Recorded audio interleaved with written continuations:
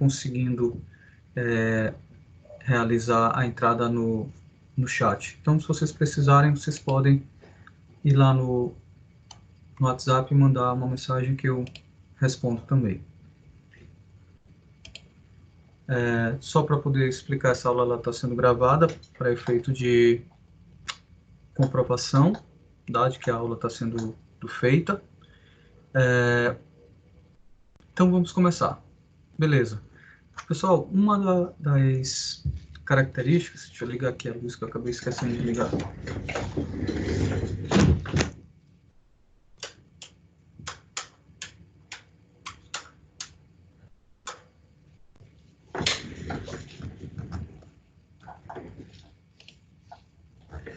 Uma das características é a utilização de uma ferramenta chamada Desafio Nota Máxima, que é uma ferramenta, como vocês já sabem, que vocês vão respondendo, ganhando pontos, e, em contrapartida, a faculdade vai sabendo como é que está o nível de conhecimento de vocês sobre aqueles assuntos que estão sendo ministrados em turma.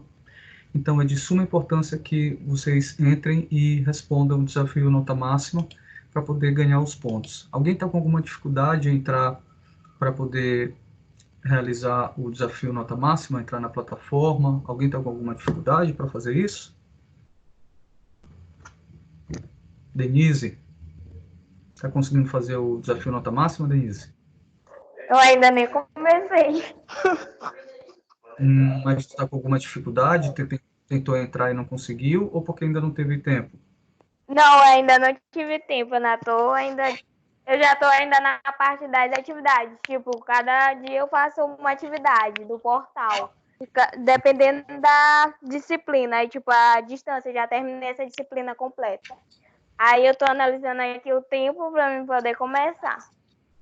Tá certo. Mas não deixe muito para depois, não, porque lá tem prazos. Tem atividades que tu certamente já não consegue mais fazer porque o prazo já passou, tá bom? Assim que possível, vocês entram para poder fazer. Então, mais alguém está com algum problema técnico, alguma dificuldade para entrar no Desafio Nota Máxima? Bom, Beleza. até o momento eu fiz só o desafio da atividade diagnóstica, né? Que é para medir o nível de conhecimento. Daí eu acho que veio umas listas que eu ainda não reparei ainda se foram específicas das nossas disciplinas. Eu vi que estava aparecendo para mim era química, não entendi muito bem. Eu ia fazer essa pergunta depois. Aqui está aparecendo para mim físico-química, escala, razão, proporção, mas não das nossas disciplinas. Certo. Tu vais fazer o seguinte, Emerson, né? Isso. Tu vais fazer um print e me mandar no WhatsApp explicando o que está acontecendo e mostra os prints. Professor, eu estou achando estranho, essa disciplina está aparecendo para mim, eu queria saber se isso é normal. Aí eu vou mandar para o coordenador e ele dá uma explicação, assim que ele me der um retorno, eu te mando de volta. Beleza? Beleza, beleza. Ok. Certo. Fora o desafio Nota Máxima, vocês sabem que a gente tem o acesso lá do portal, que tem a pré-aula, aula, pós-aula, que eu sempre cobro de vocês. Esse acesso, pessoal, faz parte da metodologia da faculdade. As coisas para funcionarem, para fluírem de forma adequada, precisa passar por esse processo. O aluno que não faz as pré-aulas, as pós-aulas, ele está perdendo a oportunidade de adquirir mais conhecimento, porque essas atividades elas são complementares à metodologia da faculdade para com a forma como o aluno vai absorver e a quantidade de informações que o aluno vai absorver ao longo desse momento de estudo da graduação deles. Alguém está com alguma dificuldade de acessar a aula ou pós-aula, pessoal? Não, tá ok para mim. Não, senhor. Certo. Eu tenho aqui uma lista de acessos.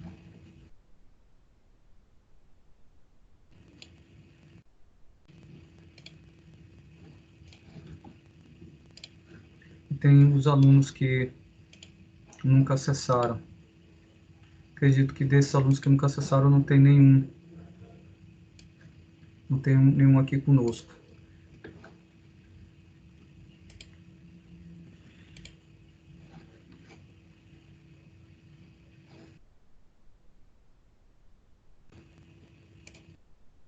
Temos aí Anderson, André Silva, não está aqui na nossa lista.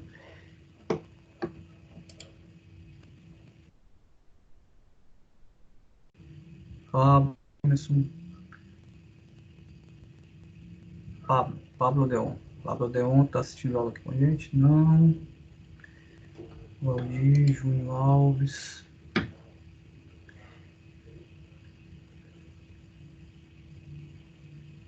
Essa lista aqui não está aparecendo nem. Mas tem outra ali.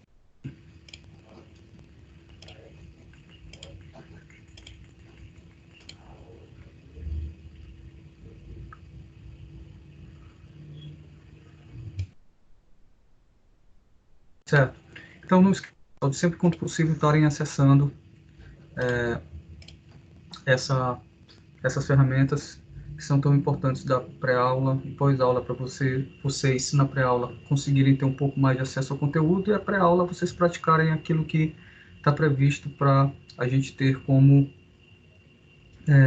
aula, né? Aquilo que está previsto como um exercício ou uma leitura de um texto qualquer. Deixa eu ver aqui o nosso roteiro. Então vamos iniciar o conteúdo de hoje propriamente dito.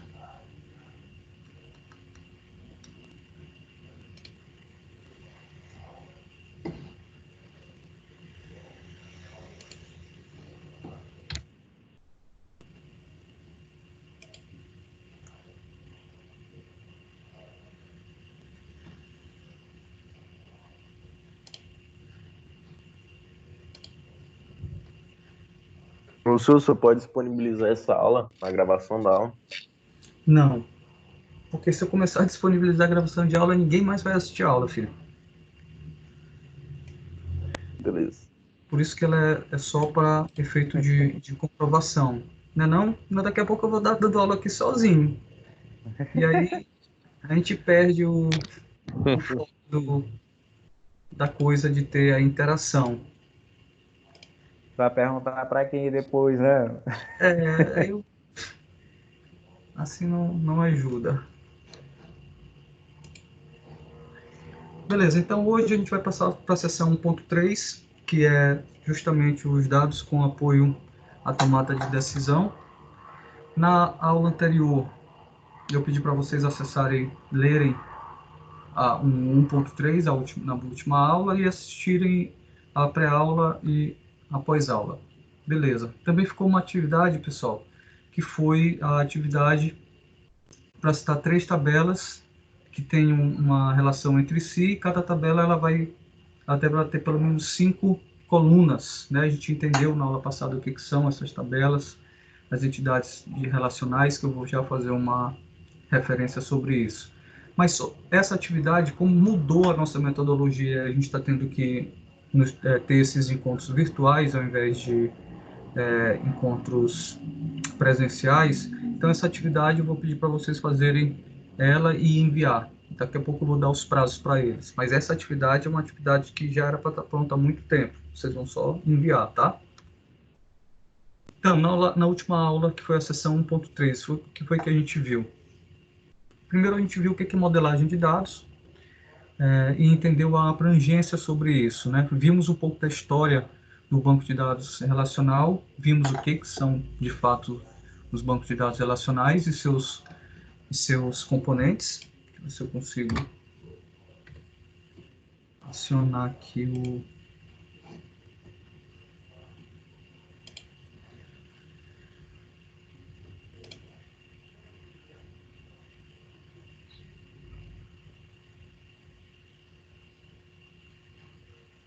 Só procurando aqui ver se eu consigo acionar os recursos do PowerPoint de forma mais completa, pessoal.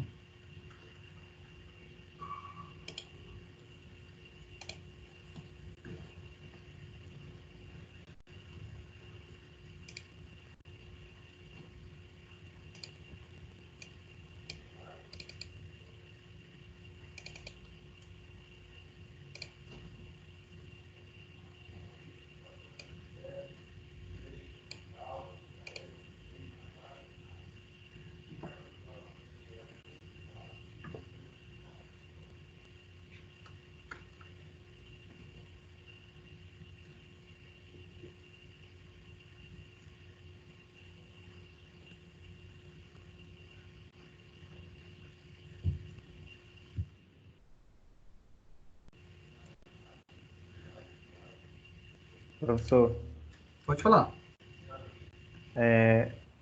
aqui na tela apareceu, não é possível exibir conteúdo. Você compartilhou alguma coisa aí? Aqui está aparecendo. Estou compartilhando os slides. O conteúdo não foi? Os slides não estão aparecendo para vocês? Não, para mim não. Está aparecendo para mais alguém, pessoal? Não está aparecendo também. Baiman, está aparecendo alguma A coisa? tela tá tudo preto. Tudo preto? Tá. Tudo Tudo preto também. Aqui está Certo. tudo preto com a mensagem. Certo. Não é? Então, eu vou para esse formato de apresentação aqui. Vou mudar para o que a gente já estava mesmo, então.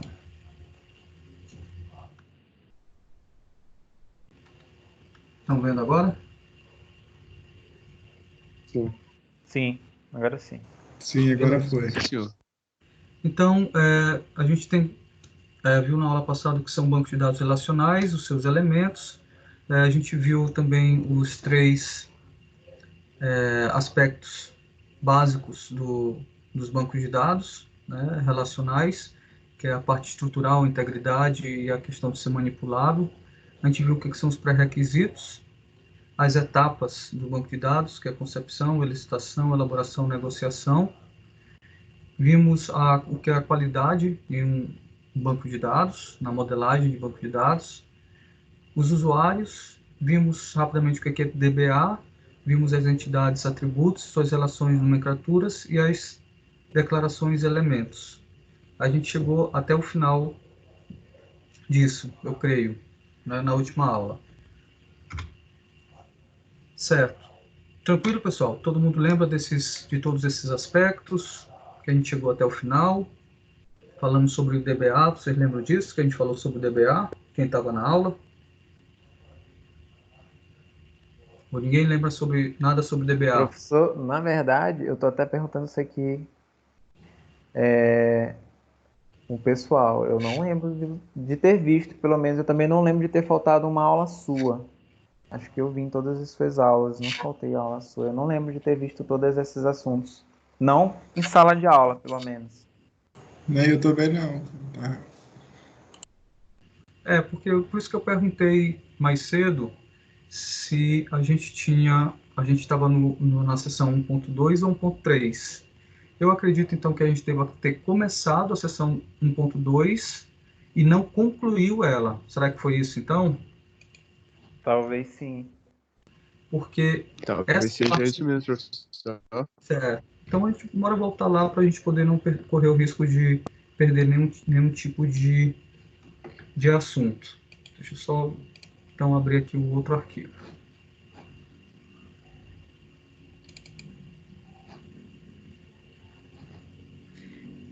Eu vou mostrar para vocês aqui os slides que eu tenho da sessão 1.2. E aí, na hora que aparecer no local que vocês acham que a gente parou, uma coisa eu sei, a gente viu o ACID, Sim, né? sim. Isso aqui, a da sessão 1.1 toda a gente viu. Agora vamos ver aqui a sessão 2.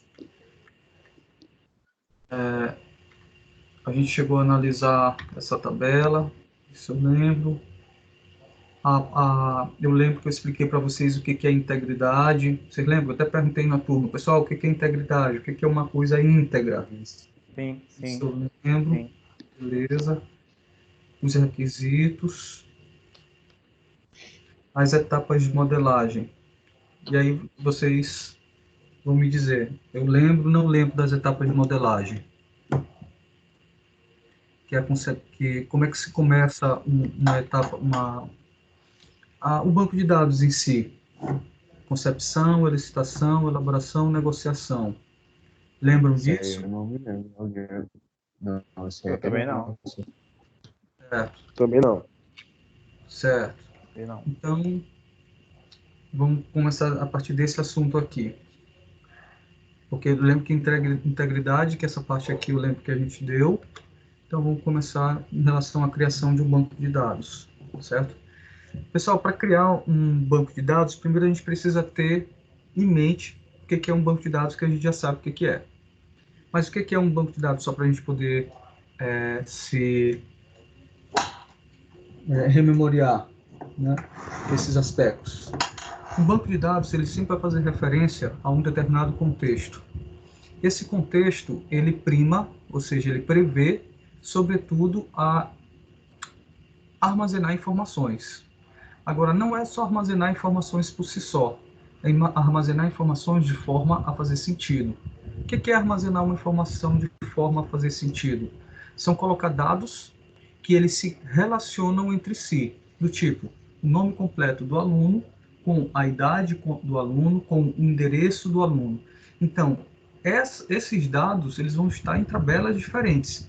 E essas tabelas têm um relacionamento entre si, justamente para quando eu precisar buscar essa informação, eu ter, sobretudo, como interligar essas tabelas que estão ligadas, que estão laçadas entre si, e eu conseguir tirar uma informação coerente. Então, criar um modelo de banco de dados é uma tarefa que, na maioria das vezes, como diz o texto, não deve ser feita por uma única pessoa, de forma isolada. Por quê? Porque esse aspecto prima pela visão. Então, é aquela história, quanto mais pessoas pensando, melhor. Se você domina um determinado assunto e acha que uma solução precisa ser feita de uma determinada forma, uma outra pessoa pode ter essa mesma visão e a soma das visões sua e dessa outra pessoa faz com que aquele resultado seja mais interessante. Aí o texto nos diz, né? Suponha que você necessite fazer um banco de dados para uma clínica estética, mas nunca sequer pisou em uma clínica estética. Então, tu precisa, pelo menos, ter contato com alguém que já tenha tido, ou que já tenha ido em uma clínica, ou o próprio dono da clínica, ou o usuário que vai utilizar o sistema. E ele vai te ajudar, te passando informações. Ele não vai dizer para você como criar o banco de dados, ele vai dizer como as coisas funcionam.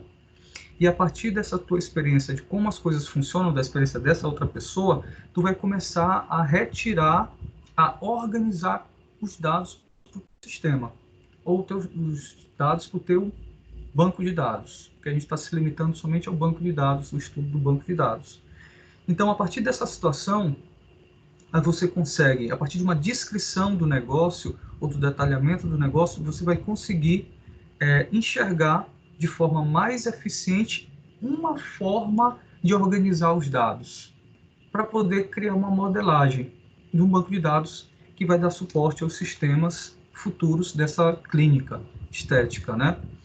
Então, como primeiro passo para a gente chegar à criação do modelo de banco de dados, ou do banco de dados em si, a gente precisa, assim como no desenvolvimento de sistemas, fazer a análise de requisitos. O que é a análise de requisitos? Primeiro, qual é o seu objetivo? Meu objetivo é criar um banco de dados para clínica estética, certo? Então, o teu requisito tem esse objetivo. Agora, esse objetivo ele é composto de quê? De uma série de informações, que essas informações é que vão compor o banco de dados do qual você vai criar. Então, a análise dos requisitos, né, o levantamento e a análise dos requisitos, é justamente essa investigação que o programador tem para entender o contexto, ou seja, o ambiente que está inserido, a clínica, além de entender o contexto, entender o funcionamento de como as informações vão trafegar dentro da clínica, para a gente poder conseguir, por fim, organizar essas informações por categoria, criando assim o nosso banco de dados. Então, para a gente poder entender a análise e o levantamento de requisitos, a gente precisa entender exatamente o que é um requisito. O nosso autor ele fala que o requisito é uma condição ou uma capacidade que o software deve possuir. O requisito é um levantamento e análise das necessidades que o sistema precisa atender. Para atingir os objetivos, serão necessárias reuniões com os clientes envolvidos e analistas de sistemas, que resultará em um documento específico de especificação com as funcionalidades do banco de dados que o banco de dados deve possuir. Então, essa funcionalidade, os requisitos, eles caracterizam nada mais, nada menos do que as funcionalidades primordiais. Então, nos requisitos, como está mostrando na nossa imagem, nos requisitos você tem a ação de fazer o levantamento, de identificar processos, de fazer a especificação dos requisitos e de validar os requisitos. Validar com quem? Com a pessoa que está lhe ajudando, que pode ser o dono da empresa, o funcionário da empresa. Você vai fazer o levantamento de quê? Dos requisitos. Você vai fazer os processos. O que os processos têm a ver com requisitos? Os processos, eles são desenvolvidos para atingir os requisitos, ou seja, o objetivo do sistema. E a especificação é você colocar esses requisitos dentro de um padrão organizacional. Ok, pessoal? Requisitos, tudo bem? Requisitos é algo que a gente sempre vai ouvir falar no desenvolvimento de softwares e no curso de computação como um todo. Porque tudo gira em torno de requisitos. Você desenvolve sistemas para poder conseguir atingir os requisitos ideais dos seus clientes, né? É por meio dos clientes que você consegue atingir esses objetivos. Então, as etapas de modelagem do banco de dados. As etapas possuem algumas funções que podem ser classificadas como as etapas de concepção, a de elicitação, de elaboração e negociação. A etapa de concepção é você, de fato, realizar um entendimento da necessidade do cliente com relação ao software. E é quando serão estabelecidos os objetivos principais da solução desejada. Pessoal, apesar de parecer, não é fácil você entender o que o cliente precisa. Na verdade, esse é o primeiro, né, porque é a primeira etapa do desenvolvimento da modelagem de um banco de dados, mas também do desenvolvimento de um software, é você entender o seu cliente. O entendimento do cliente passa por uma série de aspectos que não são tão fáceis de serem organizados. Porque às vezes nem a gente se entende, que dirá entender o outro. Então, entender o cliente, às vezes o cliente nem sabe mesmo o que ele quer. Ele só sabe que ele quer informatizar a empresa dele, mas ele não sabe te dizer, por A mais B, o que ele quer chegar. E aí, nós programadores deixamos de ser, nesse momento, simplesmente programadores e a gente passa a ser investigador. Porque a gente precisa investigar junto ao cliente, levando o cliente a poder se entender e, consequentemente, a gente conseguir atingir e deixar claro quais são os objetivos do próprio cliente. Ou seja, o cliente não sabe dizer o que ele quer. Nesse momento, a gente precisa criar um jeito de mostrar as possibilidades e o cliente dizer, é isso aqui que eu quero. E aí a gente consegue, nessa etapa de elaboração, definir os principais objetivos para aquilo que a gente está desenvolvendo, para aquela modelagem de banco de dados, para aquele banco de dados que ainda vai ser criado.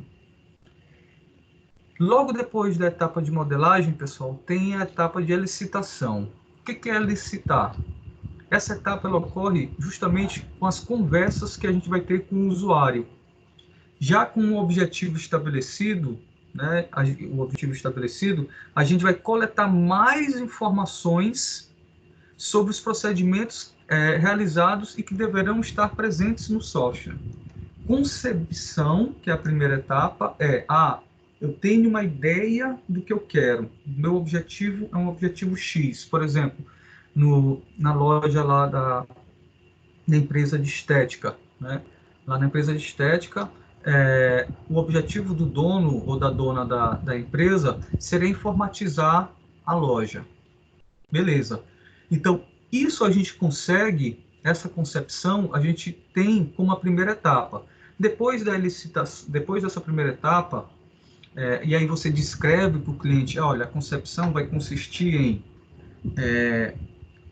criar um sistema, criar um banco de dados, criar uma infraestrutura de rede, criar uma infraestrutura computacional, treinar funcionários, ou seja, ali você teve uma ideia sobre o que o seu cliente quer, que transpõe muito a questão da modelagem de dados.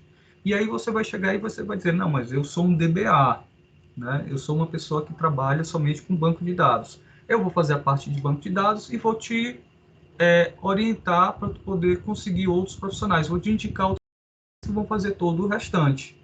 Ou então tu toma logo frente de tudo, rapaz, é isso aqui que tá precisando, né? Aí tu subcontrata um monte de gente para poder fazer aquilo que tu não sabe fazer. Como, por exemplo, tu não sabe montar uma estrutura de rede, mas é o cara da loja que contratou para informatizar a empresa dele e tu não sabe fazer, tu subcontrata.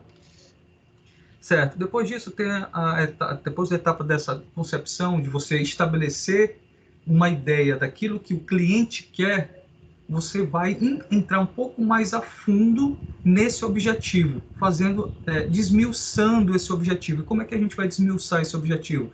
Você tem que entrar na empresa, entender como a empresa funciona, entender como são os funcionários que trabalham, quais são os processos, quais são os procedimentos que são realizados, e aí você vai conseguindo ter uma visão mais abrangente sobre o funcionamento desse banco de dados, da organização desse banco de dados. Como terceira etapa, a gente vai ter a elaboração. E o que é a elaboração?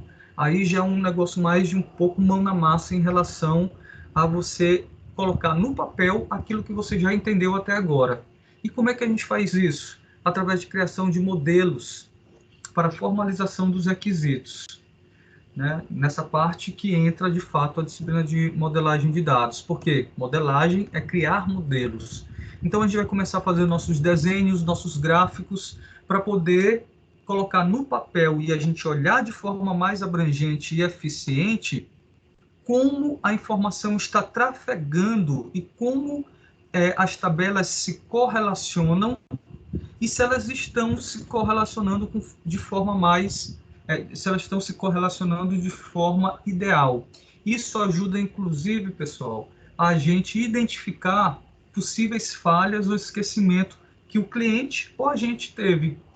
Quando a gente começa a colocar as coisas no papel, a gente consegue ter um mapa, uma visão mais abrangente.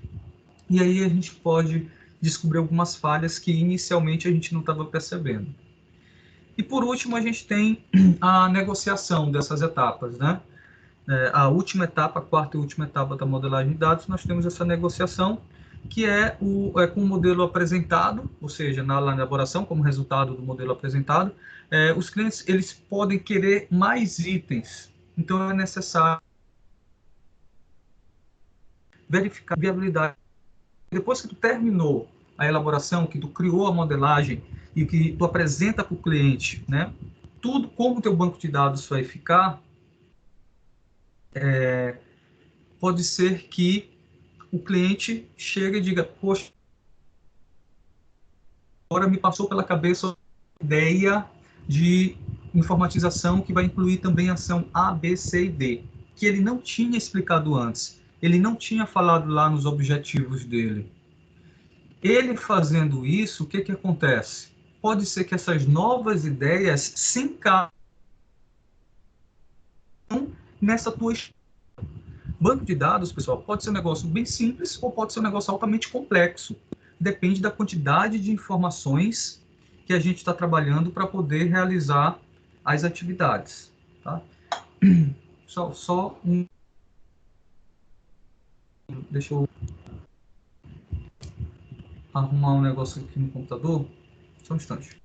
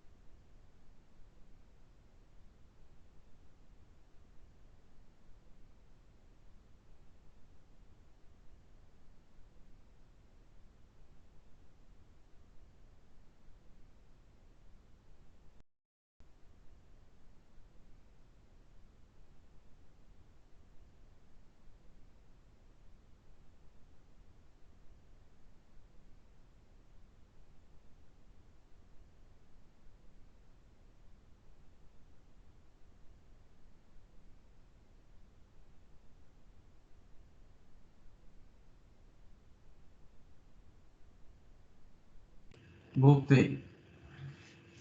Então, a negociação é a etapa que prevê que o cliente ele pode ter novas ideias. O problema é que essas novas ideias elas podem ou não ser ideias encaixáveis no teu banco de dados, nessa tua modelagem que você já teve todo o trabalho de organizar. Aí o cliente pode surgir com uma nova ideia e dizer, faz só mais uma coisinha para mim, inclui essa e essa funcionalidade e tal. Aí para o cliente, lógico que como ele não entende como as coisas funcionam, ele acha que é só realmente um pequeno ajuste. Mas dependendo do que seja, não vai dar para fazer.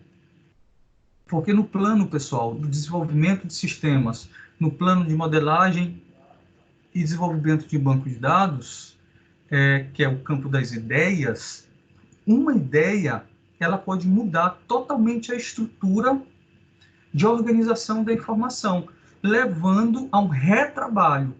Por isso que o nome dessa etapa é negociação, porque normalmente o cliente aparece com coisas novas. Quando ele olha a tua modelagem pronta, depois da elaboração, que ele olha tudo aquilo organizado e você começa a explicar aquilo dali, como é que vai funcionar, ele começa a ter novas ideias e vislumbra novas possibilidades.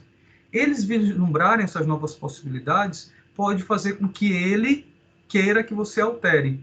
O problema é que nem sempre tem viabilidade dessas novas ideias surgirem. E aí você vai ter que renegociar com ele o valor. Né? Você inicialmente ficou de cobrar tanto, mas ele já está pedindo outras coisas, então a gente precisa, nesse momento, entrar em um estado de negociação. Beleza, pessoal? Estão entendendo? Tá todo mundo aí ou vocês sumiram? Sim, senhor. Aqui. Não, estamos aqui. Professor, pode repetir a parte de elaboração? Beleza. Certo. Alguma pergunta sobre essas etapas, pessoal? Não, senhor, tudo certo. É isso mesmo. Normalmente o cliente não sabe o que é, e aí a gente tem que dar uma de detetive sobrenatural. Psicólogo, filho.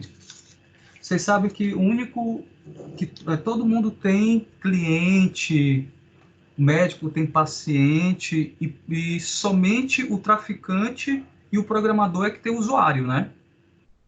Sim, sim. Então, para vocês verem como é que são as coisas, como a nossa vida é difícil. Mas vamos lá. E professor, uma pergunta, uma dúvida no caso.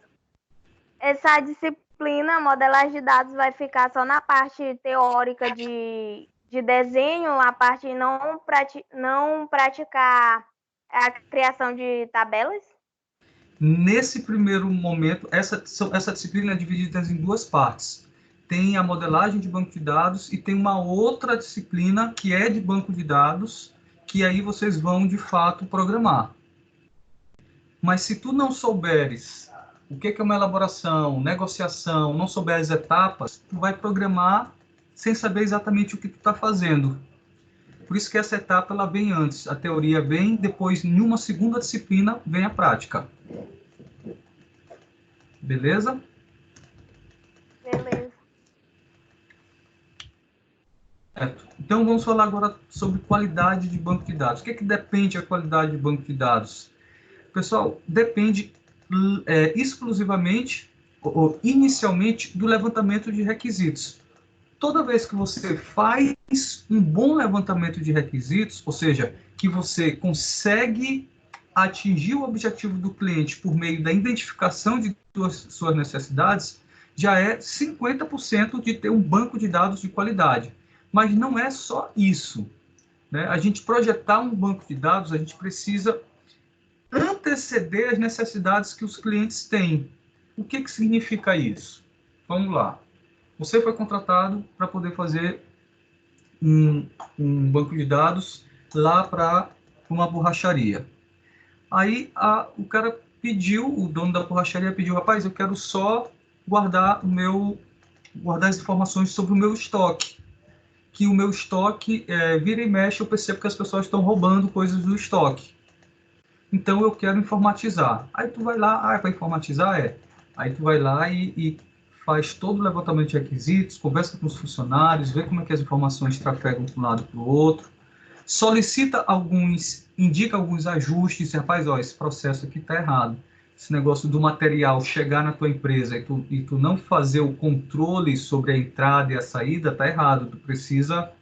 Então, a gente acaba servindo também como uma pessoa que vai sugerir melhoramentos na empresa. Para que isso? Para poder as informações que forem ser automatizadas por meio do sistema que você está criando, do banco de dados que você está criando, esse processo só pode ser informatizado se for um processo que funcione correto. Se não for um processo que funcione correto, quando ele for informatizado, não vai adiantar de nada, porque tu só automatizou algo que já estava andando errado. Então, isso a gente não pode fazer. Então, você faz, para você garantir que o banco de dados tenha um nível de qualidade alto, levantamento de requisitos. Esse é o primeiro passo. Segundo, identificar as futuras demandas. Você foi chamado para o cliente para informatizar somente o estoque do cliente. Mas você sabe que aquele cliente é um potencial cliente para o futuro também. Ou seja, ele provavelmente, depois que ele provar da eficiência do sistema, o quanto isso trouxe organização, evitou perdas para a empresa, ele vai querer informatizar outras áreas também. O atendimento, a parte de vendas, o feedback com o cliente, a fidelização com o cliente. E aí, o teu banco de dados, que inicialmente era só para uma coisa, vai acabar se tornando um grande gigante, que vai guardar informações de todas as áreas da empresa daquele cliente. Por isso, o segundo elemento para a gente considerar o banco de dados algo de qualidade é justamente a gente ter essa possibilidade de prever coisas que vão acontecer no futuro com esse banco de dados. Então, quando você foi contratado, inicialmente, tu foi contratado para automatizar o almoxarifado. Tá, no almoxarifado vai ter lá o nome do almoxarife, da pessoa que fica responsável pelo almoxarifado, o nome dos produtos que estão lá, com a ação de entrada e saída. Pronto. Digamos que a gente construa aí 6 tabelas para esse banco de dados. O problema é que, como você vai construir essas tabelas, relacionar elas podem não ser adaptáveis a novas tabelas no futuro. Você pode organizar essas tabelas de uma forma para atender rapidamente aquela necessidade, mas isso não é recomendado. O que é recomendado é que você se antecipe às necessidades futuras do cliente, mesmo que isso não ocorra. Poxa, como é que a gente faz isso, professor? Seguindo os padrões. Existe uma série de padrões para a criação de tabelas que facilita e muito a evolução de um banco de dados. Hoje você tem uma necessidade, mas amanhã você tem outra e você tem outra. E o sistema que você está utilizando hoje está atendendo suas necessidades, mas esse mesmo sistema vai atender as necessidades de amanhã ou de depois de amanhã? É isso que a gente precisa prever. Então, o segundo aspecto em um banco de dados de qualidade é aquele que está organizado de uma forma padronizada, porque essas formas padronizadas, normalmente, elas possibilitam que os clientes insiram novas necessidades, ou seja, os clientes possam, naquele sistema, naquele banco de dados, colocar novas necessidades, de modo a não acontecer a extinção daquele sistema que foi desenvolvido, aquele banco de dados que foi desenvolvido. Porque se você não prever essas necessidades futuras do cliente, o que vai acontecer? Se você for chamado, você vai ter que criar um novo banco de dados, incluindo as necessidades atuais e as necessidades que ele está solicitando agora. E isso a gente não quer. Esse tipo de trabalho, ele pode ser totalmente evitado. Certo? A gente também deve realizar, pessoal, para poder o banco de dados ser realizado com sucesso, vários testes, de forma que a gente vai garantir que as relações que foram criadas estão corretas. Isso a gente tem que fazer antes de implantar o banco de dados. A gente usa alguns exemplos típicos da empresa para determinar se algum ponto ele é crucial da modelagem do banco de dados pode estar, de repente, por exemplo, mostrando determinados problemas. Ou seja, um banco de dados pode ser considerado com qualidade. Primeiro, atender às necessidades do cliente de forma efetiva. Segundo, atender às necessidades futuras por meio da utilização de padrões. E terceiro, a realização de testes. Essa realização de testes, pessoal, existe, para vocês terem uma ideia, pós-graduações específicas para testes em softwares e, consequentemente, em banco de dados. Então, existem engenheiros de teste. Para vocês terem uma ideia como essa questão de teste ela é abrangente. Quanto mais se testa, maior a qualidade do produto, né? Isso não é só em termos de sistemas. Então, todo mundo entendeu o que é qualidade no banco de dados, meu povo? Sim. Sim, senhor. Inclusive, não sei se vem a ser exemplo, existem meio que campanhas, né, desafios de empresas que meio que pedem para várias pessoas, usuários, testarem os softwares, e essas pessoas são até remuneradas por isso. Isso. Na verdade, os softwares gratuitos, eles têm todo um termo de uso, que se ele te trouxer algum tipo de problema, tu não pagou nada por aquilo. Então, nós somos testadores por natureza, porque a maioria de nós utilizamos softwares gratuitos. WhatsApp, por exemplo, o e-mail do Google, todos eles são gratuitos. Então, se tu olhar lá no detalhamento, inclusive, eles podem até dizer lá que é uma versão de teste aquilo, né? Lá nas linhas pequenininhas dos termos de uso. Então, o aspecto de usuários em bancos de dados, né? É um outro aspecto importante que a gente tem que entender. Os usuários do banco de dados, para uma organização, eles são chamados de atores. Atores por quê? Porque eles atuam como elementos que acessam o banco de dados, certo? São as pessoas. Eles são atores porque eles operam o banco de dados por meio da manipulação dessa base de dados.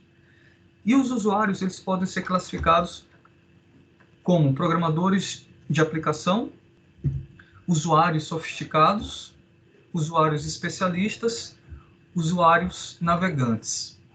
Então, os programadores da aplicação, né? A gente está indo ali do nível mais alto para o nível mais baixo. São os programadores de software que podem ou não criar a base de dados.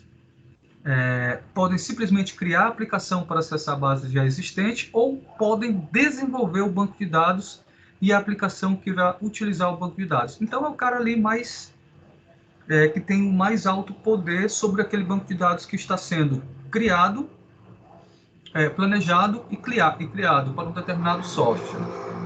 Nós temos outra classificação de usuários, que são os usuários sofisticados. O que são os usuários sofisticados? Ele não obrigatoriamente é um programador, mas ele tem um nível de permissão nos sistemas ou nos bancos de dados que permite manipular a base de dados através de consultas mais sofisticadas. E aí, normalmente, esse pessoal são analistas de sistemas especializados em um determinado software, mas não obrigatoriamente quem criou o banco de dados, mas são usuários sofisticados porque eles conseguem ter acesso à base de dados de forma irrestrita, mas ele não consegue alterar a estrutura, somente realiza consultas. Usuários especialistas são os desenvolvedores que projetam as aplicações em determinada base de dados específica e complexa, como dados gráficos ou cartográficos. Então, o programador, que é o primeiro usuário, que foram os programadores da aplicação, eles desenvolvem uma aplicação e, consequentemente, o banco de dados. Já existe a possibilidade, depois que você tem um banco de dados pronto, existe a possibilidade de vir outros usuários, que são chamados usuários especialistas, e desenvolver sistemas que vão acessar essa base de dados. Vocês estão olhando a minha imagem, pessoal? Sim. Então, Usuário sim. desenho DB. Usuários especialistas. Gesticulando aqui e não estava tendo certeza se vocês estavam me olhando ou não. Então, eu não sei se vocês lembram que eu desenhei no quadro para vocês. Não está aparecendo, não, professor. Oi? Para mim não está aparecendo. Mas deve ser algum. É porque é o seguinte, se tu estiver olhando pelo computador, tem que deixar a setinha do mouse mais ou menos para cima da tela, senão a tela dele, no caso da webcam, ela vai para baixo. Entendeu? Entendi, valeu. Beleza, obrigado. Então, os usuários especialistas, voltar aqui. Os usuários especialistas, eles são pessoas que desenvolvem, programadores que desenvolvem aplicações para os bancos de dados existentes, certo? Ou seja, existe um banco de dados e esses bancos de dados, eles vão ser acessados por aplicações. Por exemplo, você, DBA, criou um banco de dados para a faculdade. E aí, a faculdade contratou um programador qualquer, um desenvolvedor qualquer, para poder desenvolver um sistema que vá controlar a folha de pagamento. Lá no banco de dados já tem o valor que cada funcionário recebe, os descontos, o nome e os dados pessoais. E aí vai vir um outro programador que não vai alterar a estrutura do banco de dados, porque toda a estrutura do banco de dados já está lá. Todas as informações que são necessárias para atingir esse objetivo já está lá, as informações. Agora, como essas informações entram, saem, como essas informações são calculadas quando elas estão aqui do lado de fora e retornam lá para dentro, é o que a aplicação vai fazer, porque o banco de dados só armazena a informação. Então, os usuários especialistas é a classificação que a gente utiliza na modelagem de banco de dados dos profissionais que fazem esse desenvolvimento, ou seja, que projetam essas aplicações e vão utilizar uma determinada base de banco de dados. Por último, nós temos usuários navegantes, o quarto e último tipo de usuário. O que é o usuário navegante? É aquele cara que não sabe nem o que está fazendo, ele só usa o sistema. Ele não sabe se ele está utilizando o sistema, um banco de dados, ou ele não sabe nem que existe uma separação entre banco de dados e sistema. Para eles, o que tem é uma tela do computador, onde eles consultam informações, alteram informações, excluem informações, se for o caso. Então, o usuário navegante são usuários comuns e leigos, como está falando o texto, são usuários que fazem o uso das informações do banco de dados. Algumas vezes esse tipo de usuário nem sabe o que está acessando com a base de dados. Procura as informações em um software de aplicação e a informação é apresentada vindo numa tela, né? Mas ela vem da onde? Ela vem justamente do banco de dados que foi criado. Pessoal, vocês entenderam a diferença entre esses quatro usuários? Alguma dúvida? Sim, só volta lá no primeiro slide, só para fazer aqui os usuários sofisticados, tá. Esses usuários sofisticados, eles podem ser tidos como as pessoas que ficam como suporte para o banco de dados, no caso da ausência dos programadores da aplicação? Não, eles são usuários que não são usuários comuns, como Sim. são os usuários navegantes, e também não são as pessoas que projetam o banco de dados. E também não é uma pessoa que cria um sistema que vai acessar o banco de dados. Essa pessoa, os usuários sofisticados, eles utilizam o banco de dados de uma forma mais sofisticada do que o usuário comum. Por quê? Porque o usuário comum só consegue acessar o banco de dados por meio da aplicação que está desenvolvida para ele. Esse usuário sofisticado, não. Ele consegue ir no banco de dados e fazer uma consulta do jeito que ele quer. Ele consegue fazer uma análise dos dados do jeito que mais lhe convém. Ele entende ali, essa pessoa que faz isso, ela entende sobre programação para banco de dados, que normalmente é um SQL, um MySQL. É um programador, normalmente não é uma regra, normalmente é um programador que quer tirar informações do banco de dados, mas não quer usar a aplicação, porque a aplicação ela é limitada. A aplicação ela é um caminho que foi traçado por um programador para o cliente chegar até o banco de dados. Os usuários, o cliente e o usuário, né? Isso, os usuários navegantes.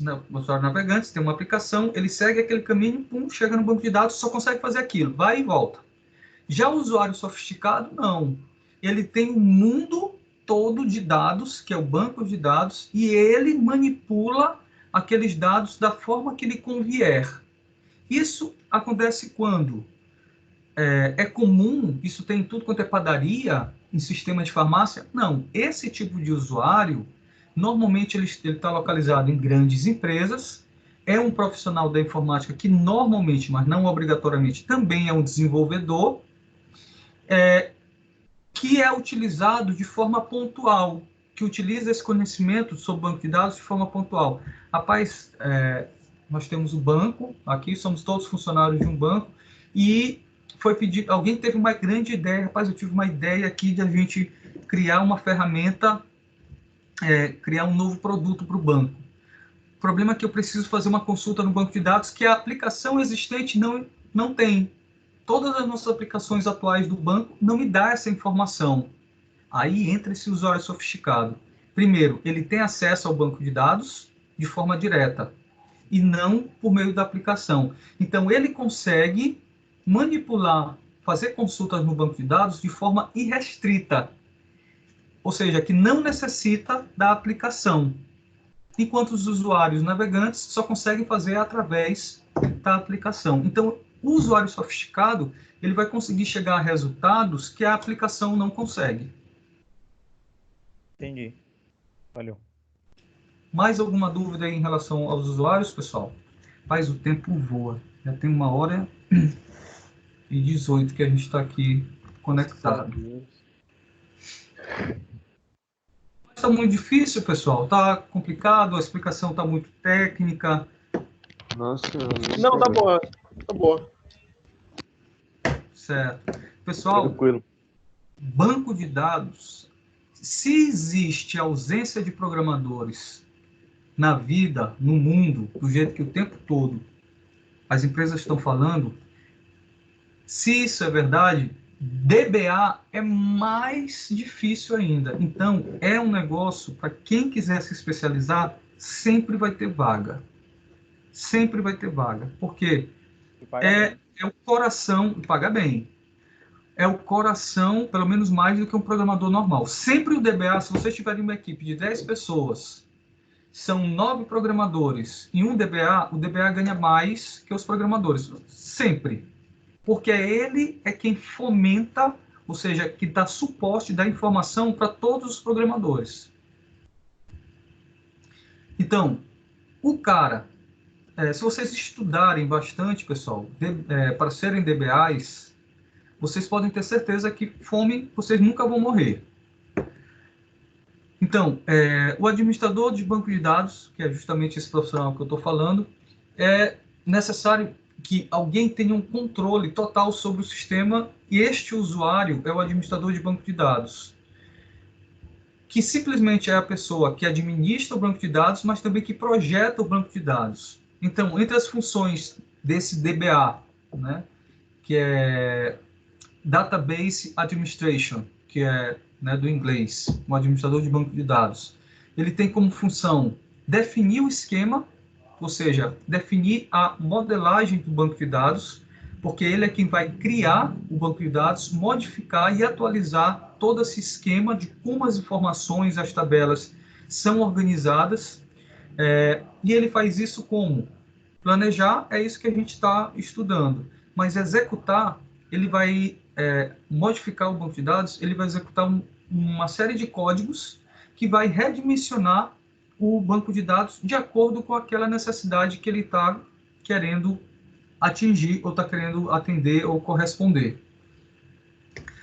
A segunda função que a gente pode destacar, conceder a autorização ao acesso ao banco de dados. Então, o banco de dados, esse cara, o DBA, é ele que é o guardião do banco de dados.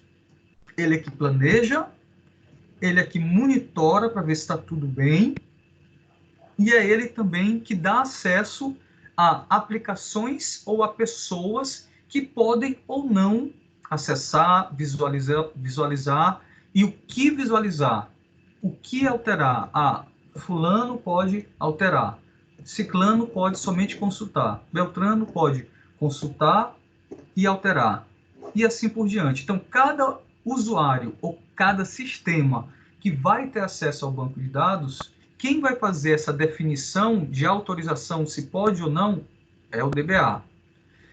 Manutenção de rotina. O que é uma manutenção de rotina? Liberar mais espaço no servidor. O banco de dados está crescendo, está se tornando um arquivo muito grande, está ocupando muito espaço, então ele precisa dar um jeito de o servidor, colocar mais HDs no servidor para poder esse banco continuar crescendo. Realização de backups, também chamados de cópia de segurança. Esses backups, por motivos óbvios, se o computador der um problema, a gente precisa ter uma cópia. Monitorar se todas as tarefas que estão sendo realizadas nesse servidor, se são tarefas dignas. Ou seja, se são tarefas reais, se de repente não é uma ação de algum hacker tentando acessar o banco de dados, evitando possíveis gargalos de acesso. De repente, foi criado um sistema nesse banco de dados e você não previu uma quantidade de usuários.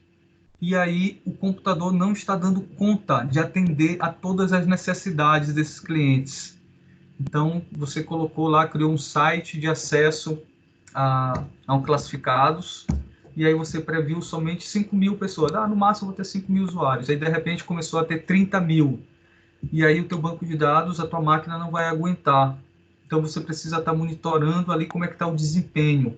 O que é monitorar o desempenho? É quando a pessoa solicita uma informação do banco de dados por meio de uma aplicação, e aí esse banco de dados responde. Esse tempo de consulta e resposta está dentro de um prazo, dentro de um tempo pré-estabelecido de forma eficiente, certo? Então, essas são as funções do DBA. Então, um pouco mais sobre a questão das entidades, que a gente já falou em um outro momento, né? Na aula passada a gente falou sobre entidades. Então, o que é uma entidade, pessoal? Vocês lembram que a gente falou sobre entidade, pessoal? Vocês lembram que a gente falou sobre entidade? Sim. Não.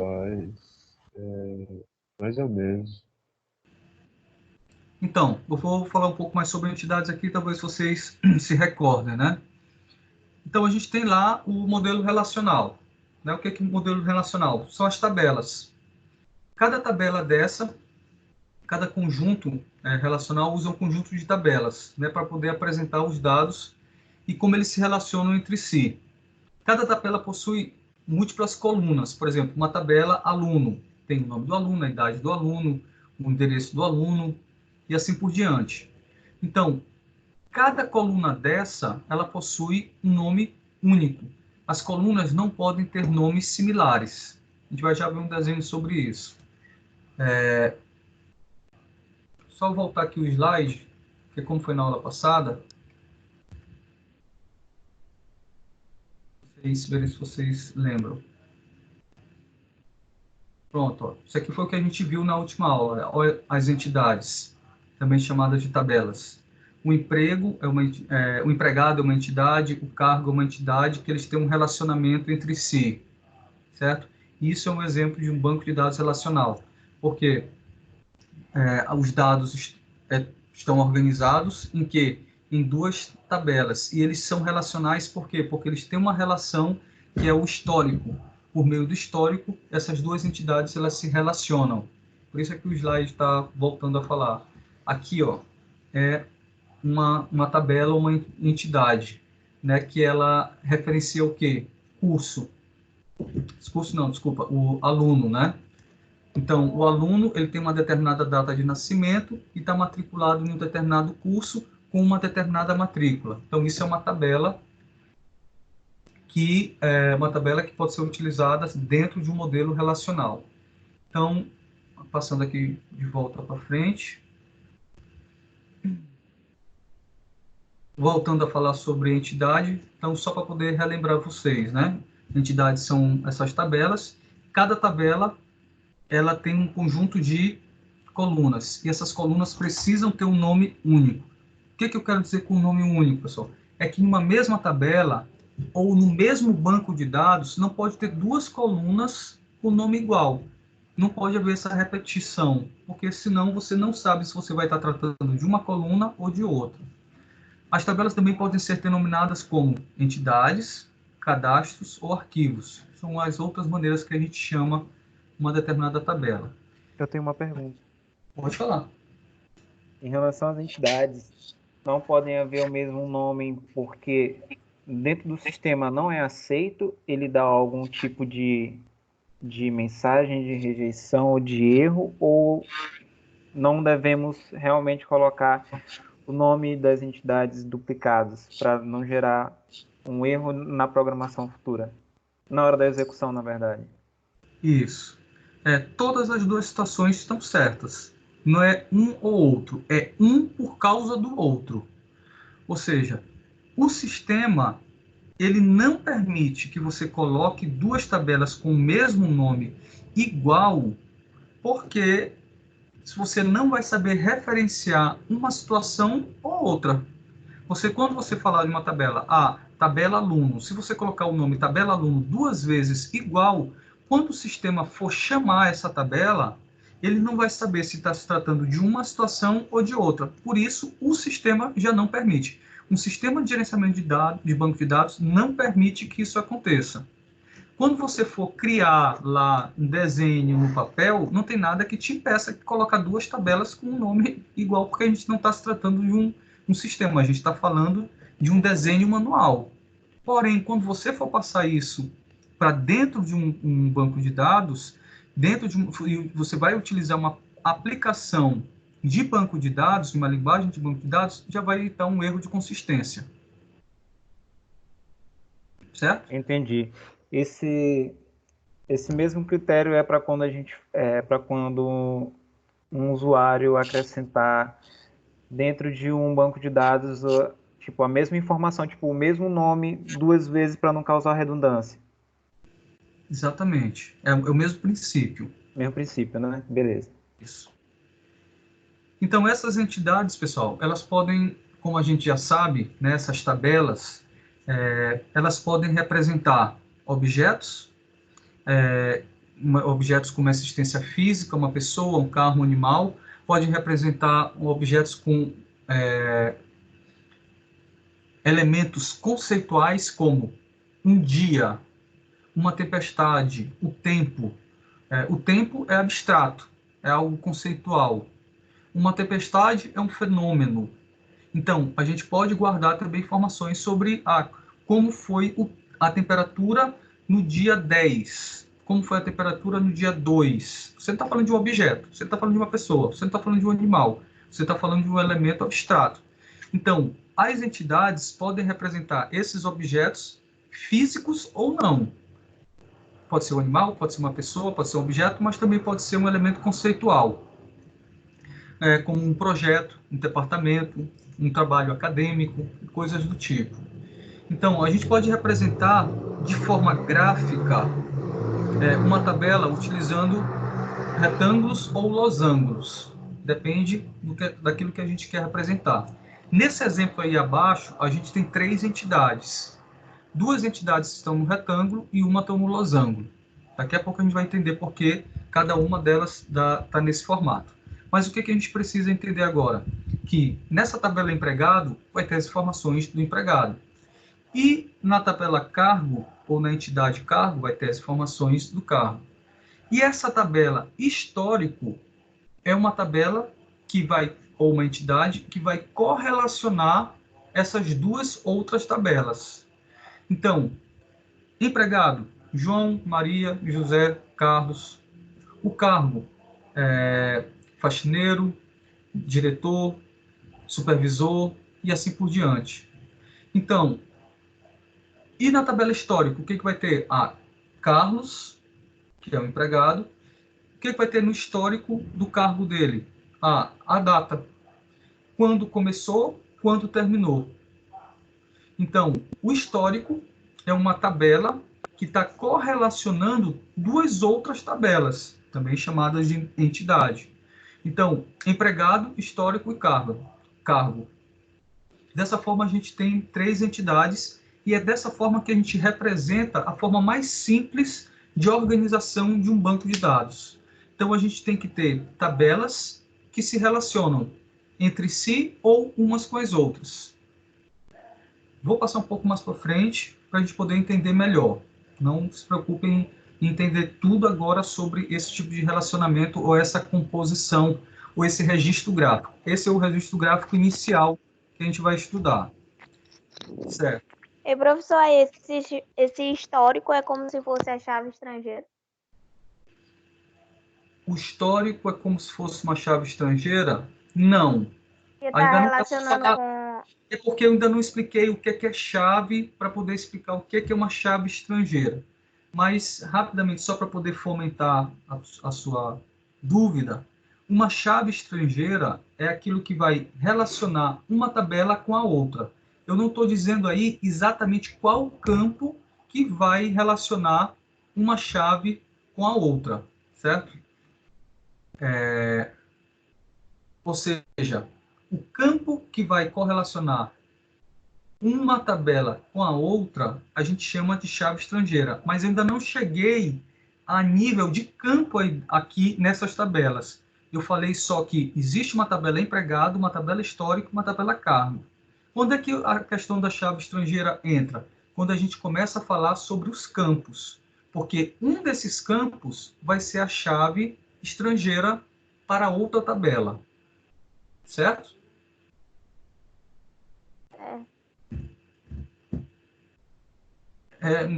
Assim, eu não consegui tirar a tua dúvida. Se eu não conseguir, tenta aí explicar. Não, conseguiu, entendi. Certo, tá ótimo. A gente ainda não chegou num nível mais aprofundado, mas já já a gente chega lá. Então, os nomes para essas tabelas ou para essas entidades. Existe toda uma série, uma série de padrões, pessoal, que a gente utiliza para poder chegar a um banco de dados de qualidade. Então, a nomenclatura das entidades ou das tabelas e dos atributos, o que é um atributo mesmo, professor? Um atributo é um campo de dentro da tabela. Então, o atributo, aí sim a gente pode começar a falar sobre chave estrangeira. Um atributo vai receber uma chave estrangeira. Agora, para quê? Mais na frente eu explico. Então, a nomenclatura, o nome dessas entidades, dessas tabelas e também dos atributos, ela sofre uma padronização pelas empresas de desenvolvimento de software. Cada empresa, ela trabalha de uma forma para poder, na hora que olhar aquele nome, já saber que aquilo é uma tabela, ou uma entidade, ou um relacionamento. Porque quando você está codificando um banco de dados, você não vai ter o quadradinho que você vai pegar o quadrado, ligar com a linha. No banco de dados, quando você estiver escrevendo ele, não é assim que funciona. O que vai funcionar são que você vai ter determinados nomes, que os nomes dessas entidades, e elas devem seguir o padrão, porque se tu seguir o padrão, quando você estiver desenhando o banco de dados, quando você estiver desenhando o banco de dados, se você seguir o padrão, quando você for codificar esse banco de dados, de fato, para criar o sistema, esse sistema, essa nomenclatura vai te ajudar a entender o que você está fazendo. Se você está falando naquele momento de uma tabela ou de um atributo. Por exemplo, as tabelas, elas devem sempre estar no singular e começar sempre com a letra maiúscula. Então, toda vez que você estiver escrevendo um código e você, ou analisando o teu código de um sistema que você desenvolveu, se você olhar lá que está no singular e está com letra maiúscula, é muito provável que aquilo dali seja o nome de uma tabela. Já o atributo, ele tem uma outra padronização. Ele poderá ser abreviado, por exemplo, ao invés de você escrever nome, o atributo é MN. E algumas empresas também utilizam o nome da entidade atrás do nome do atributo. Por exemplo, o que é o atributo mesmo, pessoal? Que eu já falei para vocês ainda agorinha.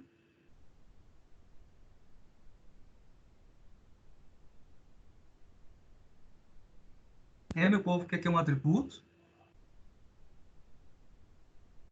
Um atributo, pessoal, é um campo de dentro da tabela, certo? uma tabela, por exemplo, essa tabela aqui, empregado. Quais seriam os atributos dessa tabela? Ou quais seriam os campos dessa tabela? O nome Os do nomes dos empregados. a data de nascimento dos empregados, o endereço dos empregados. Então, isso são atributos. Então, um atributo dentro da tabela, vocês estão olhando bem aqui no texto, quase no final do último parágrafo, que o atributo, ele sugere que a gente coloque nome, ao invés de colocar nome, coloca MN.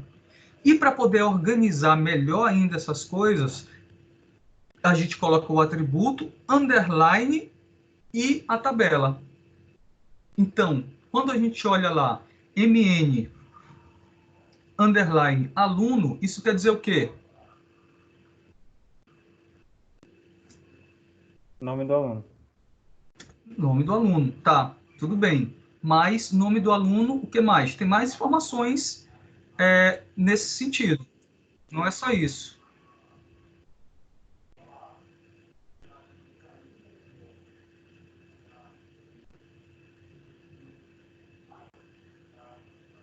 Não entendi a pergunta. A gente está falando sobre padronização de atributos e padronização De entidade. Entendi. Essa parte eu entendi. Você está certo. perguntando, no caso, como a gente deve utilizar as nomenclaturas de um e de outro, certo? Certo. E foi dito que nós podemos abreviar os atributos, certo? Sim. Mas não abreviar as entidades. E no caso, por padronização de algumas empresas, utilizam a entidade atrás do nome do atributo, separando um e outro com underline. Certo, e a minha pergunta foi, isso quer dizer o quê? Que quando eu coloco MN underline aluno, isso quer dizer o quê?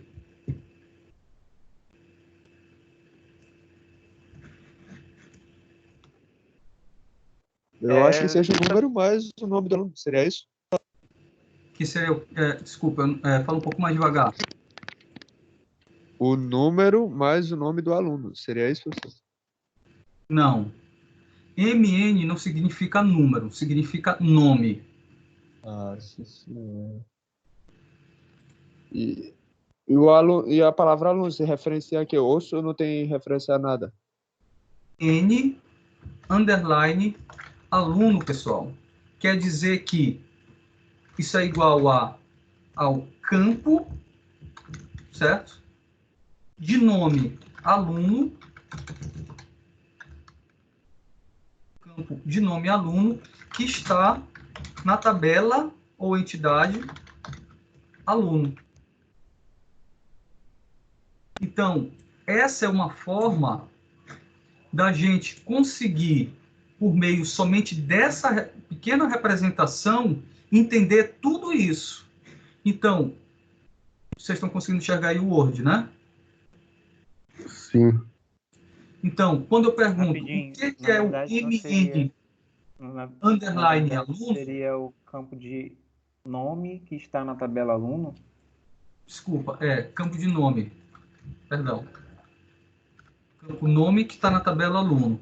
Ou Entendi. seja, o atributo é nome, e quando a gente coloca logo depois do underline, primeiro a gente descreve o campo, que é o atributo da tabela. De qual tabela? A gente coloca um underline e diz o nome da tabela, aluno. Mas para isso a gente precisa seguir esses padrões para poder isso dar certo. Primeiro, sempre colocar a tabela no singular e com letra maiúscula, como está aqui. E o atributo ou o campo, que é a mesma coisa, a gente colocar sempre eles em abreviação. Compreenderam, pessoal? Sim. Sim.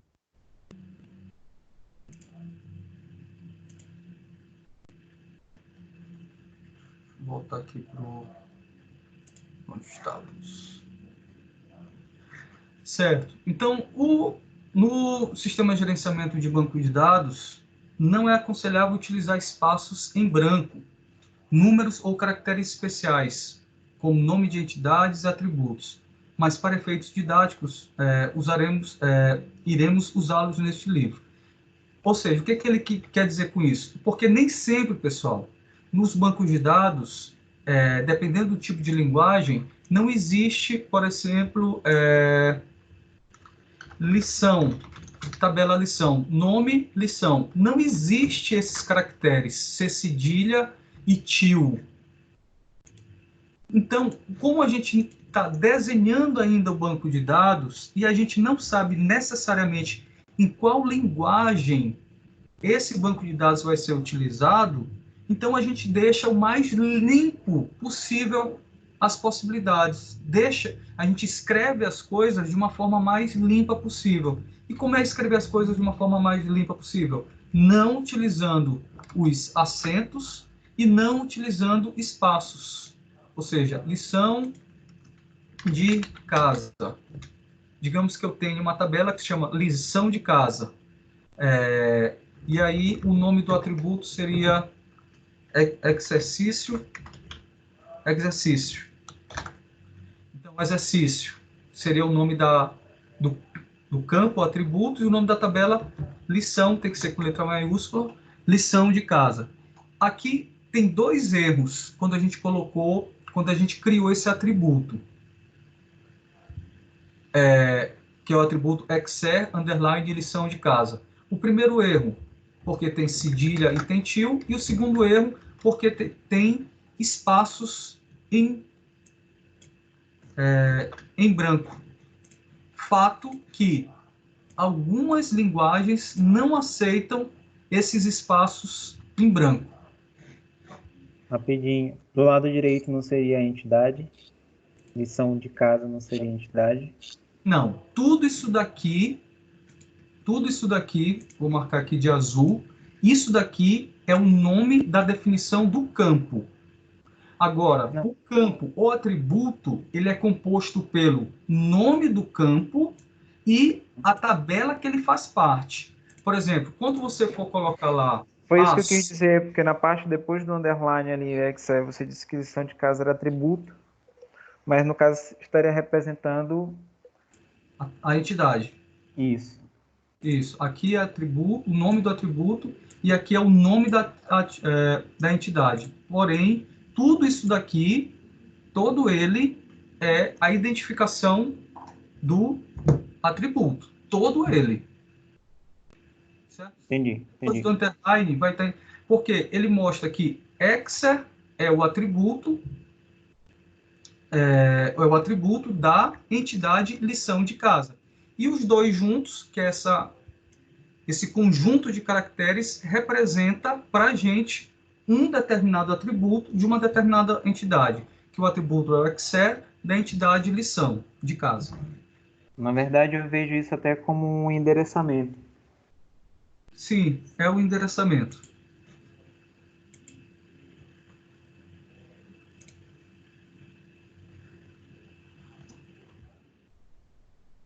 Certo. Então, continuando. Aí, para a gente poder ver isso nas tabelas de forma mais propriamente dita, né? As informações que armazenam em tabelas podem ser agrupadas e são chamadas de atributos, campos ou colunas. É a mesma coisa para os três. Na tabela, ou atributo, na tabela ou entidade, a seguir a gente pode observar a tabela aluno, que ela possui 4 campos, ou 4 atributos. Campo, atributo é a mesma coisa. E aí, elas têm um nome, cada campo ou atributo. Matrícula, nome, data de nascimento e curso. Como a gente está aqui representando graficamente as coisas, vai vir os acentos. Até mesmo porque nesse slide anterior, ele colocou que ele vai utilizar os acentos, mas para efeitos didáticos, que é a última linha ele está escrito lá. Ó. Mas, para efeitos didáticos, iremos usá-los nesse livro. Usar o quê? Ele está falando de espaço e acentos. Mas, quando vocês estiverem na prática, não utilizem acentos e espaços quando vocês estiverem colocando o nome em campos, atributos, tabelas ou entidades, ou colunas. Então, campo atributo, nome, data de nascimento, curso, matrícula. Beleza, só para vocês terem uma reação visual daquilo exatamente que a gente está falando. Então, Anali é um campo ou um atributo? Não. Anali é um dado que está dentro do campo nome dessa determinada tabela, certo? Então, temos a tabela, que é o conjunto dessas colunas, e cada coluna dessa é chamada de quê?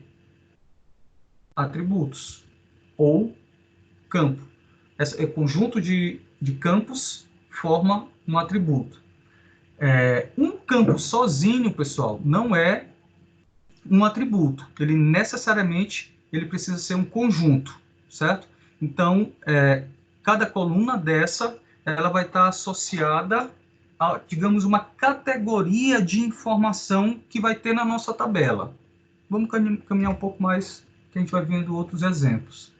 Declaração de elementos. Os atributos ou campos de uma tabela possuem tipos que devem ser cuidadosamente declarados para evitar desperdício de armazenamento. Por exemplo, o campo nome deverá ser ser do tipo texto, mas se o campo for quantidade de filhos, o correto é declarar o tipo inteiro ou byte, e não como texto. Isso aí a gente não viu na aula passada, né, pessoal? Não, senhor. Não. Declaração de elementos, não. Certo. O que isso quer dizer? É o seguinte, atualmente, a gente já não se preocupa muito, quando a gente vai programar para desktop, a gente não se preocupa muito com termos de espaço ou processamento, quando a informação fica só aqui no nosso computador. Por quê? Porque hoje a gente já tem máquinas com bastante espaço e bastante poder de processamento. Porém, com a vinda da internet, onde as informações tiveram que começar a trafegar por uma rede que é estreita, que é lenta, sobretudo no nosso país, com a vinda da programação para dispositivos móveis que tem um hardware completamente diferente de um hardware de computador, normalmente o hardware de computador é mais potente do que a maioria dos celulares, a gente teve que voltar a pensar em espaço. Então, quando você colocar lá data de nascimento, você sabe que a data de nascimento ela vai ter no máximo 8, 9, 10. 10 caracteres. 2 por dia, 2 por mês, 4 para o ano e 2 barrinhas, né? Que são para separar essas coisinhas, esses elementos. Então, você tem ali, no máximo, 10 caracteres.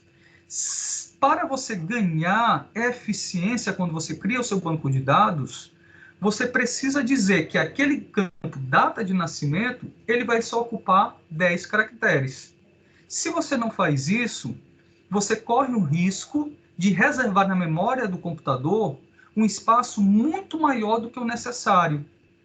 Então, o que a gente faz? Quando a gente cria um campo ou um atributo que vai ter data de nascimento, a gente já sabe que todo mundo que vai cadastrar vai ter que cadastrar e sempre vai cadastrar somente 10 caracteres, então a gente diz que aquele campo vai ser inserido e vai ocupar somente 10 caracteres.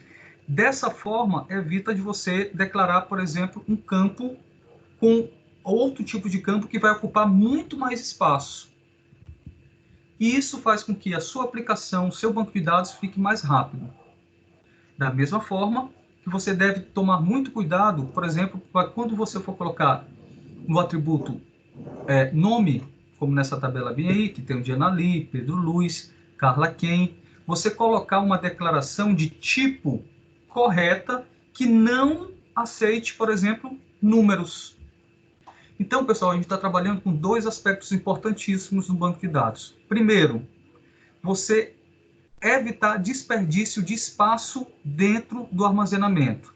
Segundo, você evitar que informações, se você está evitando espaço, ocupar espaço, você está evitando que informações a mais e desnecessárias sejam processadas, porque espaço em branco, apesar de não ter nada lá, o computador precisa ler que ele está em branco. Diferente que é como se você, por exemplo, você entra em uma casa de um quarto só, alguém entra para poder fazer uma inspeção nessa casa de um quarto. Ele vai demorar 2 minutos. Se ele entra em uma outra casa que tem 10 quartos, ele vai demorar esse mesmo tempo vezes 10. Então, ele vai demorar muito mais tempo, mesmo que a casa esteja vazia. Mas ele vai demorar muito mais tempo. O computador funciona da mesma forma. Então, quando a gente determina um determinado campo, a gente tem que dizer qual é o tipo de informação que vai estar dentro daquele campo. Mas o tipo da informação, qual é o objetivo disso? Dimensionar o tamanho do campo para que a quantidade de informações sejam restritas àquele tamanho. E não só em termos de tamanho, mas também em termos de tipo, porque aí a gente trabalha com um terceiro aspecto que beneficia o nosso banco de dados, que é a questão do banco de dados ter somente um tipo de caractere. Nomes, no Brasil, eu acredito que no mundo todo, não permite letras, números. Então, não existe caracteres de números para nomes. Então, se você sabe disso, você já ganha eficiência no seu banco de dados quando você restringe a inserção de somente letras para esse campo. Quando você declara que naquele campo, além de ele ter, por exemplo, só qual o maior número, qual o maior nome da língua portuguesa, vamos colocar 50 caracteres. Então, 50 caracteres, e desses caracteres só pode entrar letras. Não vai entrar letras e números. Então, você está diminuindo a possibilidade de erros, de inserção de erros no seu banco de dados. Entenderam por que a declaração de elementos é importante? Se eu colocar na prova, todo mundo vai saber responder? Sim. Sim, basicamente, se você faz restrições em campos, você evita que a máquina faça processamento que você tem isso, você ganha uma performance, você não precisa, a máquina não iria precisar fazer um processamento desnecessário, fazendo as devidas restrições nos atributos. A gente tem um exemplo muito prático, muito simples. Por exemplo, as pessoas compram carros e andam sozinhas dentro do carro. Ou seja, no trânsito, aquele objeto gigantesco está beneficiando uma pessoa. Se tu pegar 3 carros, cada carro andando com uma pessoa, ela ocupa o mesmo espaço de um ônibus que beneficia, sei lá, 32 pessoas sentadas.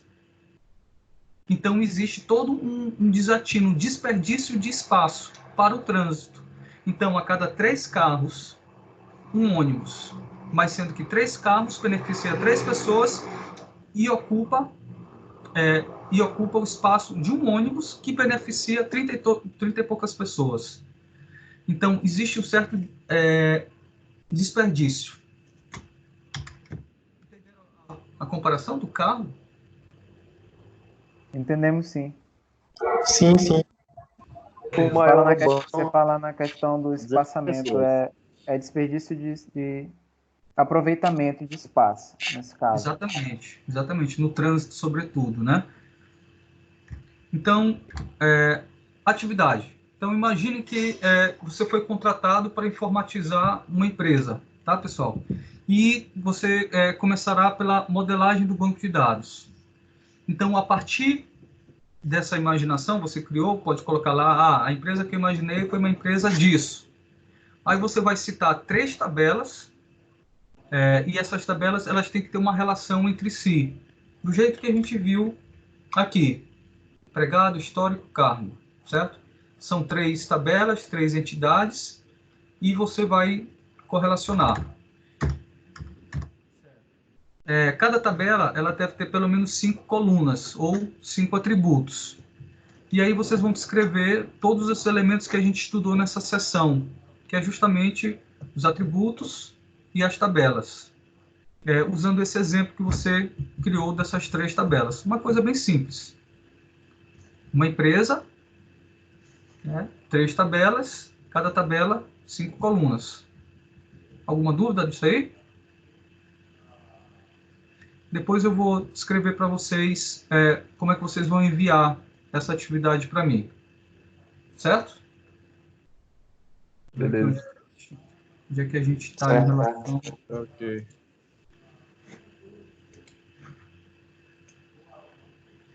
Nesse caso, professor, essa vai ser a nossa atividade 4, né? Tem a atividade 3 para o dia 7 e essa vai ser a atividade 4. Isso. É só ver aqui onde é que a gente parou por aqui. Peraí. Ok. Só um segundo.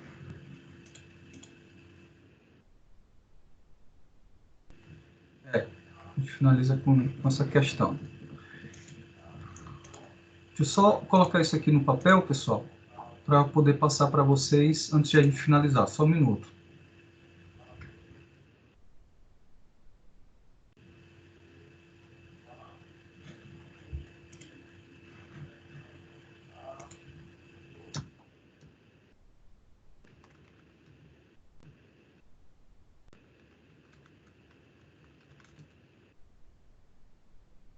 Certo. As outras atividades, deixa eu procurar lá no grupo, que foi que a gente conversou, porque são muitas turmas, pessoal. Não dá para lembrar de todos os detalhes. Certo. Teve a atividade 1, que foi o do ACID. Né, de acordo com as atividades anteriores, escolha o relatório, explique como a CID, tal. A CID já foi a segunda. Já foi o segundo slide de atividade. A primeira é os 3 relatórios. A primeira foi 3 relatórios. Aí a segunda já foi o ACID baseado na primeira atividade. Mas os 3 relatórios eu não fiquei. Foi antes desses problemas do corona, a gente Sim. não viu, eu não fiquei de lançar nenhum ponto. As atividades que eu vou fazer a partir de agora é que elas vão estar valendo ponto, tá? Uma Tá, já ok. foi. Mas é interessante frisar isso porque, pelas instruções que o senhor mandou lá no WhatsApp, a atividade dos relatórios saiu lá com o campo de assunto no e-mail como atividade 1. Então, a CID para a gente tá como atividade 2. Então, quando o senhor for fazer essa busca, análise lá dos e-mails, quando o senhor for ver os anexos, na atividade 2 vai ser a CID que o senhor recebeu. Tá, peraí, calma. Verdade. Atividade 1 foi dos relatórios. Atividade 2 foi do ACID. Sim. Aí a atividade 3, que vai ser para o dia 7, é que nós estamos fazendo ainda, que tem 2 grupos. Tá, espera aí. 2 do ACID. Então, atividade 1, descartem, não tem ponto. Tem ponto a partir do ACID. Beleza. Que vai valer. Isso. Mas para fazer o ACID, o professor precisa dar primeiro? Não, bebê, mas Não, eu tô falando tudo bem. de pontos. Eu tô falando só de ponto. Ah, sim. A atividade 3, deixa eu ver aqui só qual foi lá. Atividade 1. É engraçado, mas eu coloquei aqui a atividade 1 como sendo o ACID. É porque eu comecei a conferir, pessoal, a atividade como a 1 ficou como o ACID, ficou como a 1 por causa dos pontos, que a anterior não valia pontos, então não comecei a conferir elas. Entendeu? Foi por causa disso. Nós já entendemos, já. Tá tranquilo. Contanto que o senhor só se lembre desse detalhe, porque pode ocorrer do senhor ir procurar, no caso, os e-mails, entendeu? E lá no assunto vai estar com o nome trocado. Aí pode ocorrer de o senhor pensar que a gente não enviou determinada atividade, entendeu? Era só mesmo para alinhar essa informação. Certo. É porque depois tu comentou, foi comentado aqui que a atividade 3.4 descreva.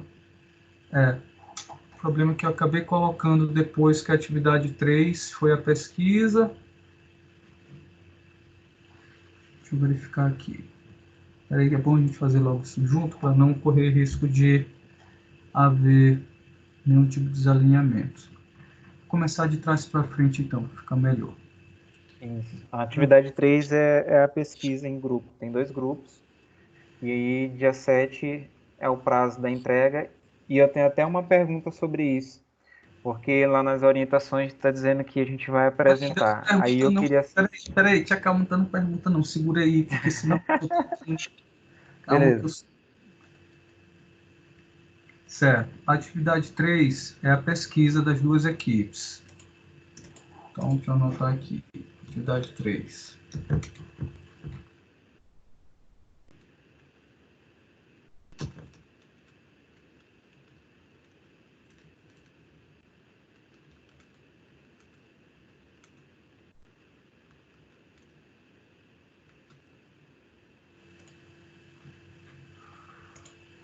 Atividade 3 será uma pesquisa. A atividade 2 ficou a CID. A atividade 1 foi os relatórios.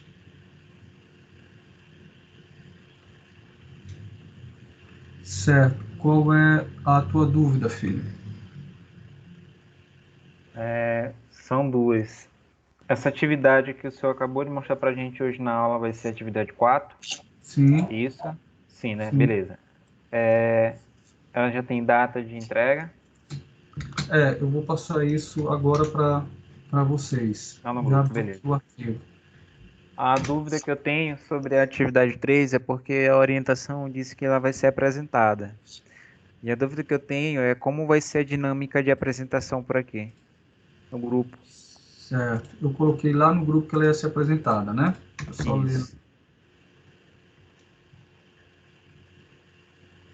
Atividade 3. A gente vai só discutir em sala de aula. Vocês vão entregar, deixa eu ver aqui, pesquisar sobre banco de dados, procure no site, ofereça o serviço e tal. Entendeu? Pesquisar sobre um serviço de nuvem backup, computação, veja também as vantagens. Tu viu aonde que ela vai ser apresentada? Deixa eu ver aqui. No Dia grupo 7. do WhatsApp. Eu tô olhando no grupo do WhatsApp. Veio, Tava. veio. Peraí, deixa eu pegar aqui. Rapidinho.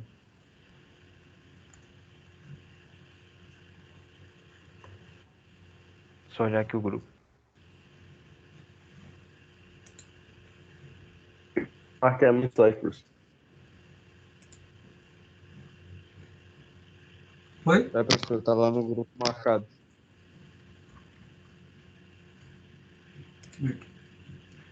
As equipes Isso. vão apresentar essa pesquisa dia 7/4. 7/4 é uma terça-feira, então não pode ser 7/4, é 8/4. Vou colocar aqui retificar. Retivando. Iremos discutir sobre essa pesquisa 8/4, não 7/4.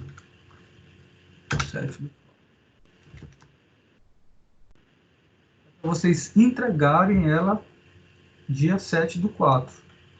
Mas a gente vai discutir ela 8, que é no dia da aula. Retificando, iremos os alunos Tudo vão certo. entregar, enviar trabalho no dia 7/4 e iremos discutir sobre essa pesquisa dia 8 no encontro.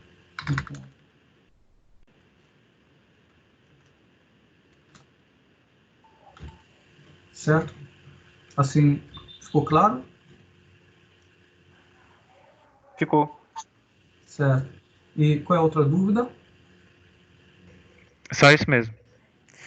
Certo. Então, a outra atividade, vou mostrar aqui para vocês, pra, caso alguém tenha alguma dúvida aqui, nos diga logo. Certo. A atividade 4 vai ser a criação dessas tabelas que a gente acabou de conversar, tá? ela vai valer 100 pontos, né, 200, que senão não vai dar tempo, não vai dar para as outras atividades. Vocês vão citar 3 tabelas, que elas têm uma relação entre si, mas de uma determinada empresa, né? Cada tabela deverá ter pelo menos 5 colunas. Isso aqui eu só cobrei e colei lá do outro. Só logo incluir aqui uma parte que não tinha colocado. Ah, desculpa, não tá aparecendo para você, né? Espera aí, eu estou aqui no Word. São...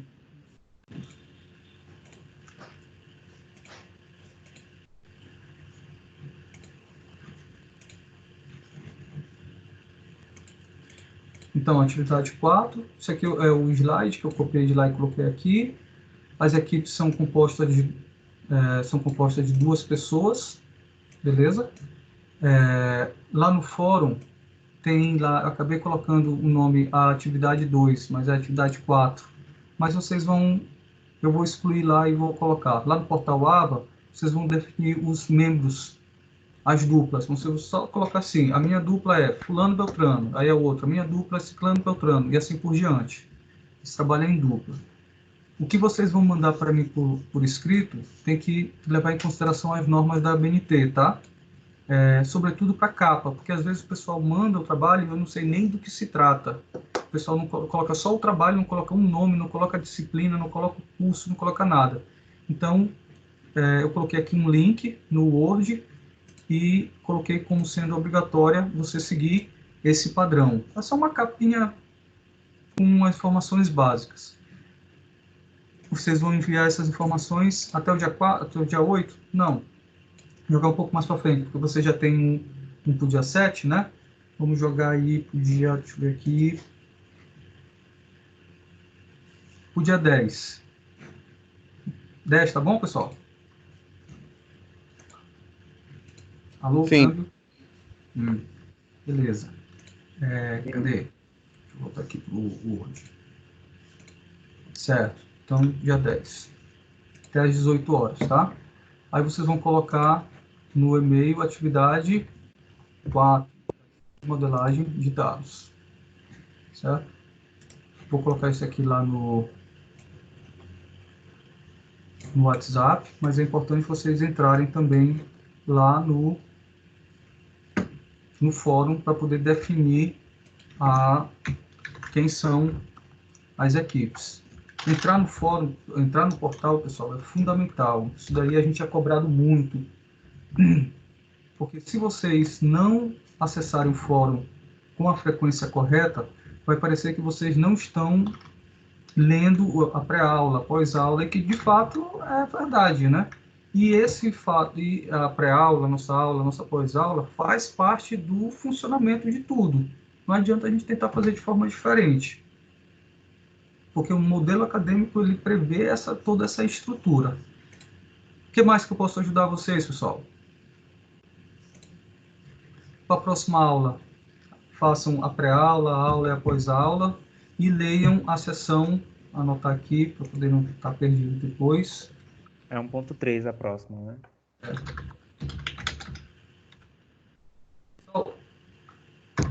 Leiam mesmo para ver se a gente consegue passar rápido e não demore tanto, né? Porque a maioria dos professores estão dando somente 1h30 de aula.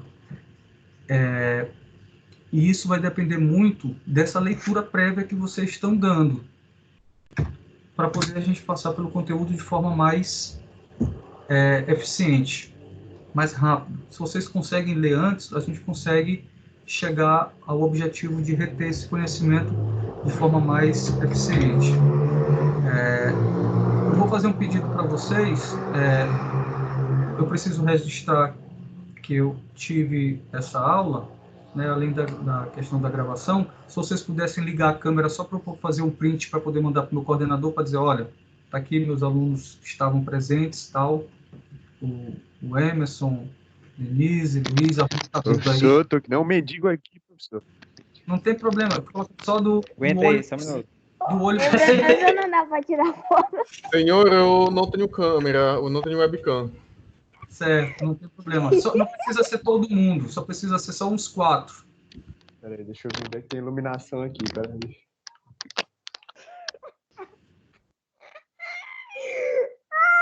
Show. Essa aparição aí. Isso.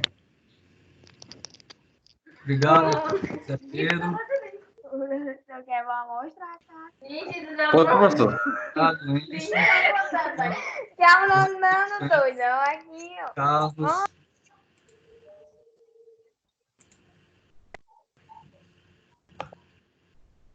Vamos lá, Carlos. Oi, senhor, o que foi? Ah, tu tá sem câmera, né, Tô sem Carlos? câmera. Ver se eu consigo colocar aqui em outra ordem, então, para ver se aparece melhor. Carlos.